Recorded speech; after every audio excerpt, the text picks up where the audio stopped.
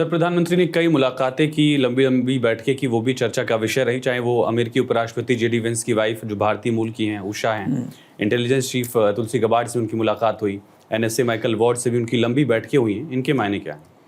It's a very very very smart move of Narendra Modi. American bureaucracy में नरेंद्र मोदी ने सेंध लगा ली है।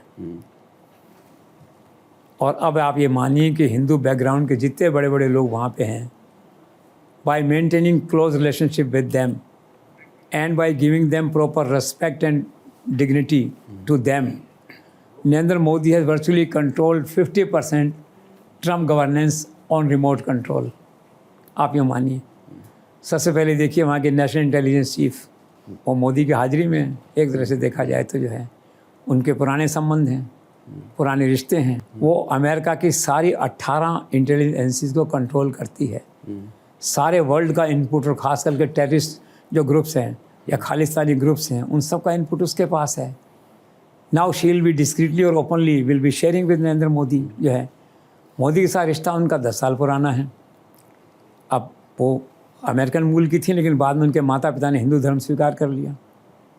वो भी हिंदू धर्म में विश्वास करती हैं। कांग्रेस में जब उनका एंट्री हुई वहाँ के अमेरिकन कांग्रेस में, तो शपथ लेते हैं, गीता के नाम पे शपथ ली। गीता नरेंद्र मोदी ने भेजी उनको।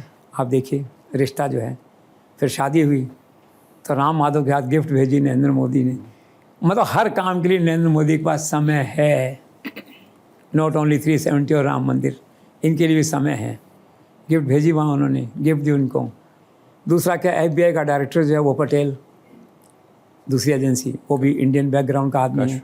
तो अमेरिका के सारे इंटेलिजेंस सिस्टम पे आज नरेंद्र मोदी का रिमोट कंट्रोल, एक तरह से रिमोट पार्टिसिपेशन हो गया एक तरह से।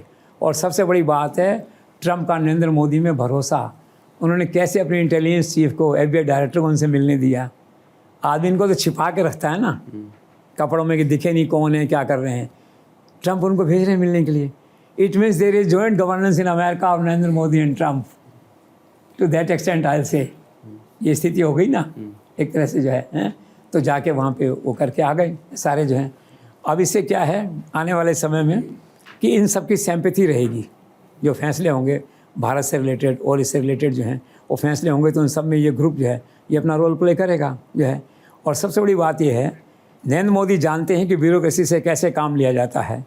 इसीलिए उन्होंने अपना स्ट्रॉन्ग PMO बनाया सबसे पहले, right from PK Mishra to Hiren Joshi to other secretaries and then to Doval, ठीक है।